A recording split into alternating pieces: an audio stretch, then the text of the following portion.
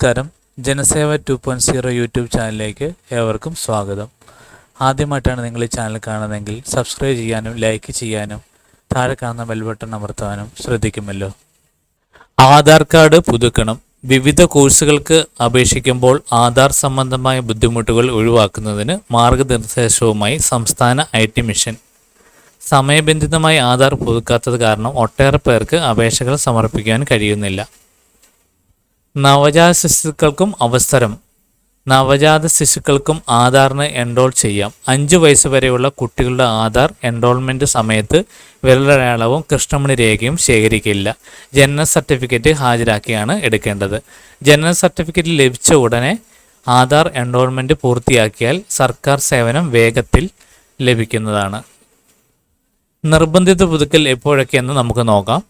5-ാം വയസ്സിലും 15-ാം വയസ്സിലും ബയോമെട്രിക് നിർബന്ധമായും പുതുക്കണം. 5-ാം വയസ്സിലെ പുതുക്കൽ 7-ാം വയസ്സിനുള്ളിലും 15-ാം വയസ്സിലെ പുതുക്കൽ 17-ാം വയസ്സിനുള്ളിലും നടത്തിയില്ലെങ്കിൽ നിശ്ചിത ഫീസ് ചുമത്തും. പുതുക്കാത്ത ആധാർ കാർഡ് അസാധുവാകാൻ സാധ്യതയുമുണ്ട്.